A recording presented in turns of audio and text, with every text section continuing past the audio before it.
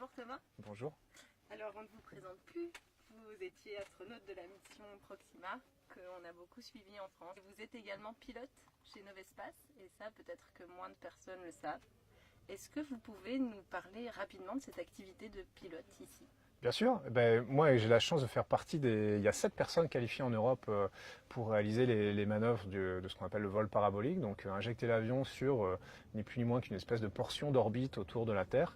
Ce que moi j'aime dans ce métier, c'est que c'est le seul endroit où le spatial et l'aéronautique se rencontrent.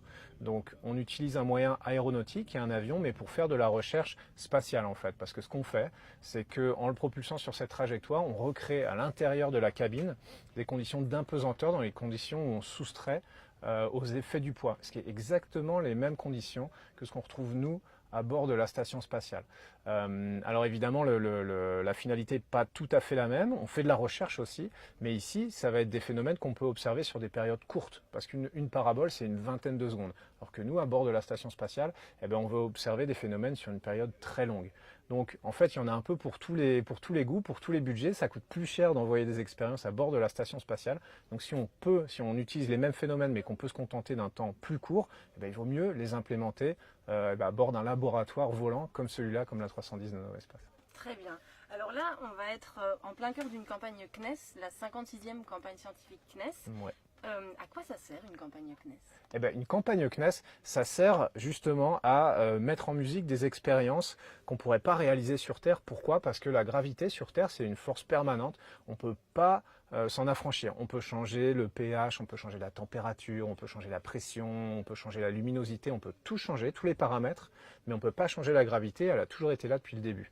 Il y a des choses qui sont masquées par la gravité, que ce soit pour la physiologie humaine, le développement des cellules, la biologie, que ce soit pour la science des matériaux. On voudrait bien savoir comment les alliages se comportent si jamais ils ne se sédimentent pas en fait sous l'effet de leur masse volumique différente. Il y a plein de choses qu'on n'arrive pas à voir au sol, mais qu'on arrive à voir une fois qu'on enlève ce paramètre en fait. C'est à ça que ça sert.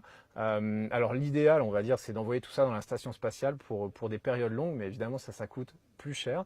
Ce qu'on peut faire et qui est à la portée, alors on ne peut pas dire de toutes les bourses, mais de beaucoup de laboratoires, avec l'aide du CNES justement, qui est là pour financer, c'est d'envoyer ces expériences sur des vols paraboliques. Et là, les scientifiques ont accès à des résultats qu'ils peuvent avoir nulle part ailleurs.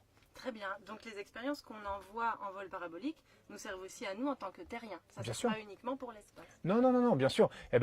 Tout ce qu'on peut voir, il y a deux catégories, moi je vois ça comme ça, d'expériences scientifiques. Il y a celles qu'on fait pour l'espace. On a envie d'aller plus loin un jour, on a envie d'aller sur Mars. Pour ça, on ne sait pas encore tout. Il va falloir étudier le corps humain, il va falloir étudier les techniques et les technologies. Et on fait ça dans la station spatiale, on fait ça aussi ici. Mais il y a aussi, on va dire, peut-être les 2 tiers des expériences qu'on fait à bord de la station spatiale. Elles ne sont pas pour l'espace, elles sont avec des applications au sol, des nouveaux matériaux. Ça peut servir pour, ça va des coques de téléphone aux turbines de moteurs d'avion, des nouveaux procédés de traitement de pathologies, comme par exemple des pathologies osseuses, des pathologies musculaires, des pathologies du cerveau. On étudie le cerveau des astronautes pour appliquer les résultats des gens qui sont malades au sol. Donc le catalogue est quasiment infini. Mais moi je dirais il y en a 1 tiers, c'est la recherche spatiale pour le spatial, il y en a 2 tiers, c'est la recherche spatiale pour la vie de tous les jours. Parfait. Et Thomas, vous qui avez connu la pesanteur dans la Station spatiale internationale, est-ce que ici dans les vols 0G vous retrouvez les mêmes sensations, voire les mêmes émotions? Oui, alors le phénomène physique c'est exactement le même, on se met en chute libre. Sauf que nous, on est en chute libre autour de la Terre, donc c'est une chute libre infinie, on n'arrête pas de chuter. Du coup, on fait avec et on s'y habitue. Ici, c'est une chute libre qui va durer 20 secondes et qu'il faut interrompre assez rapidement si on ne veut pas que l'avion s'écrase. Donc c'est une chute libre contrôlée, mais le phénomène est le même. Ensuite, la différence, c'est évidemment la durée. À bord de la station, ça devient un paramètre qu'on intègre complètement, on évolue, le corps se transforme, le cerveau intègre plus l'appareil d'équilibre de la même manière, il y a des changements dans la répartition des fluides, il y a vraiment des changements physiologiques, on devient un peu un citoyen de l'espace et c'est une adaptation à un nouveau monde.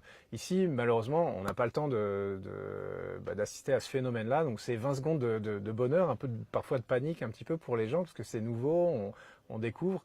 Donc même sensation, mais pas tout à fait les mêmes répercussions sur le physique et sur l'aspect psychologique aussi. D'accord.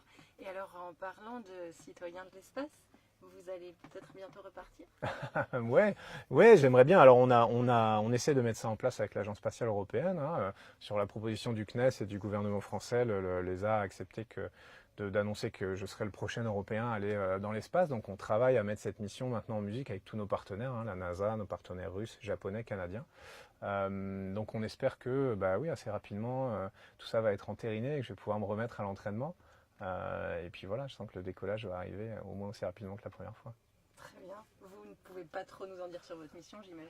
Non, pour l'instant, c'est pas encore très défini. On envisage la date de fin 2020, début 2021. Ça devrait être un décollage côté américain avec les nouveaux vaisseaux, soit de chez SpaceX, le Crew Dragon, soit de chez Boeing. Ça, c'est la nouveauté.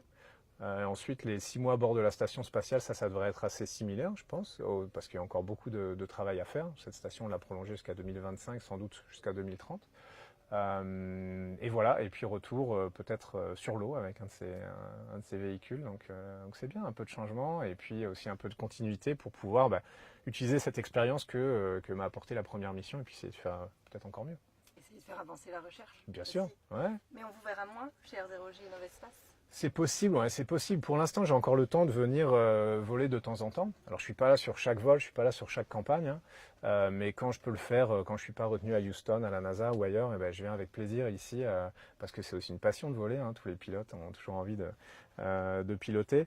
Mais si l'entraînement commence, malheureusement, je vais plus être là pendant quelques temps. Mais c'est temporaire. Je pense qu'après la mission, j'aurai beaucoup de plaisir à revenir me mettre aux commandes de cet avion ou peut-être de son successeur, qui sait. Très bien. On profitera de ces vols avec vous. Avec plaisir. Merci beaucoup, Thomas. Merci.